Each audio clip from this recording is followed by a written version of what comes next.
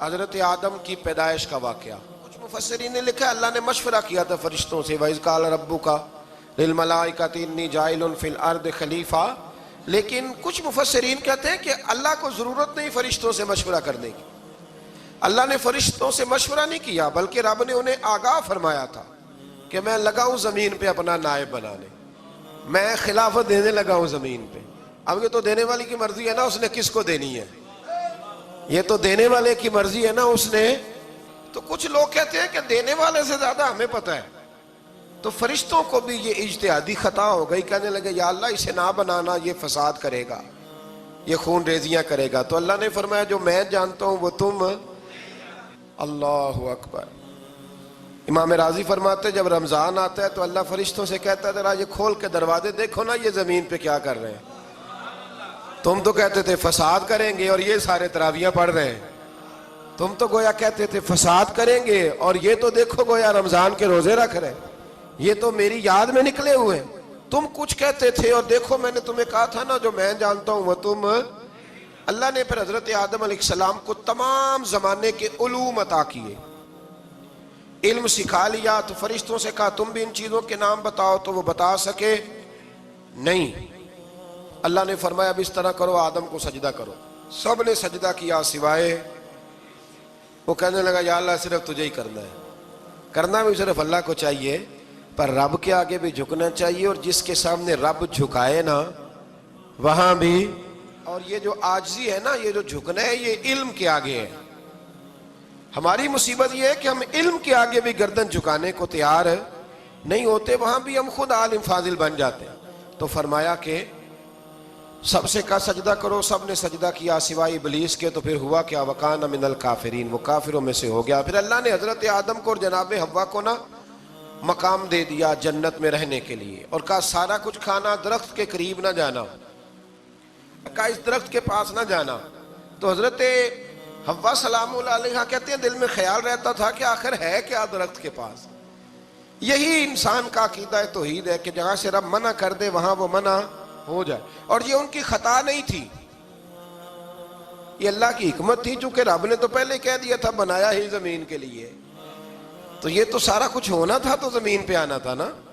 تو حضرت حوا اور جناب آدم کے پاس شیطان آیا، اب اس کو نکال تو دیا تھا پر ابھی اس کا جنت میں آنا جانا بند نہیں ہوا تھا، یہ بھی اللہ کی حکمت تھی۔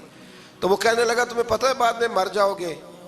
تو حضرت حوا کہنے لگی کیا موت بھی آئے گی؟ کہاں، اس کی تکلیف بھی بڑی ہوگی، تو پھر بچیں گے کیسے؟ تو کہنے لگے پھل کھا لو اس درخت کا۔ تو بچنے کے لیے پھل کھایا تھا، بچنے کے لیے پھل کھایا تو اللہ نے فرمایا زمین پہ چلے جاؤ۔ تو حضرت آدم زمین پہ آئے، پھر کئی 100 سال روتے رہے۔ فَتَلَقَّى آدَمُ مِن رَبِّهِ کَلِمَاتٍ، تو پھر اللہ نے خود ہی جناب آدم کو کچھ کلمے سکھائے۔ علامہ اسماعیل لکی فرماتے ہیں وہ کلمے یہ تھے کہ حضرت آدم نے میرے نبی کا وسیلہ پیش کیا، اللہ کریم نے جناب آدم کی دعا کو مقبول فرما لیا۔ پھر آگے بنی اسرائیل کا ذکر آ جاتا ہے۔ اللہ تعالیٰ نے بنی اسرائیل، آج آپ اسی قوم کو یہودی کہتے ہیں، ان کو اللہ نے اس زمانے میں فضیلت عطا کی تھی بہت زیادہ۔ تو عرب کے اندر جب نبی پاک علیہ السلام نے اعلان نبوت کیا تو کچھ لوگوں نے یہ کہہ دیا کہ اگر یہ یہودی کلمہ پڑھ لیں گے تو ہم بھی پڑھ لیں گے۔ تو پھر اللہ نے انہیں یاد کرایا کہ تم اصل میں کیا ہو، تمہیں کلمہ پڑھنا چاہیے۔ تو اہل یہود کا تذکرہ کرتے کرتے رب کریم نے ایک بات یہ بھی ارشاد فرمائی کہ تم لوگوں کو تو کہتے رہے ہو کہ وہ نبی آنے والے ہیں، وہ نبی آنے والے ہیں، اور جب آ گئے ہیں تو ماننے کو تیار نہیں ہو۔ تو فرمایا تأمرون الناس بالبر وتنسون انفسکم وانتم تتلون الکتاب، لوگوں کو بھلائی کا حکم دیتے ہو اور اپنے آپ کو بھول جاتے ہو، افلا تعقلون، تمہیں عقل نہیں؟ پھر اللہ نے انہیں یہ بھی یاد کرایا کہ یاد کرو وہ زمانہ کہ جب فرعون نے خواب دیکھ لیا تھا کہ کوئی بچہ اس کی سلطنت کو تباہ کرے گا، تو پھر اس نے تمہارے بچوں کو ذبح کرانا شروع کیا اور تمہاری بیٹیوں کو چھوڑتا تھا۔ فرمایا یہ بھی تو تم نے دیکھا، میں نے تمہیں پھر تم سے کہا جہاد کرو قوم عمالقہ کے خلاف، تو مقام طیہ میں جا کے یہ لوگ کہنے لگے ہم سے جہاد نہیں ہوتا۔ اللہ نے انہیں ایک میدان میں قید کر دیا۔ بڑی دلچسپ بات، قید تو لوگ ہوتے ہیں نا چار دیواری میں، تو اللہ نے بنی اسرائیل والوں کو جب انہوں نے کہا ہم جہاد نہیں کریں گے تو اللہ نے میدان میں قید کر دیا۔ میدان میں، یہ یاد رکھیں، جب انسان اللہ کی نافرمانی کرتا ہے تو اسے ایسی قید ملتی ہے جس کا اس نے تصور بھی نہیں کیا ہوتا. ایک میدان ہے مقام طیا، قید ہو گئے، سارا دن سفر کرتے تھے، سارا دن، تو رات کو تھک کے سوتے تھے، صبح اٹھتے تھے نا جب، تو وہیں ہوتے تھے جہاں کل صبح چلے تھے.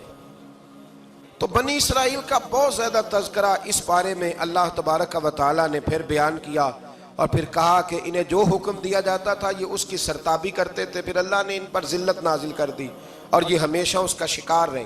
قوم سبت کا ذکر فرمایا اللہ نے، ہفتے والے دن کچھ لوگ نافرمانی کرتے تھے. تو اسی سپارے کی آیت نمبر 65 کے اندر اللہ تعالیٰ نے حضرت داؤد کی قوم کا ذکر کیا کہ اللہ نے انہیں حکم دیا تھا کہ ہفتے والے دن مچھلیاں نہیں پکڑنی. تو وہ کہتے تھے چلو ہاتھ لگا کے نہیں پکڑنی. ان کو کہا ہفتے والے دن مچھلیاں نہیں پکڑنی، کہا نہیں پکڑتے، چھوٹے چھوٹے حوض بنا لیے. تو مچھلیاں زیادہ آتی تھی اس دن، یہ بھی اللہ کی قدرت تھی. نماز کے وقت گاہک زیادہ آتے ہیں، یہ اس کی قدرت ہوتی ہے. تو وہ مچھلیاں حوض میں جمع ہو جاتی ہیں، یوں سمجھ لیں کہ جال انہوں نے لگا لیے ہوئے تھے. تو جال میں وہ پھنستی رہتی تھیں، حوضوں میں آتی رہتی تھیں. ہفتے کو نہیں پکڑتے تھے، اتوار کو پکڑ لیتے تھے. تو پھر اللہ نے انہیں سزا دی.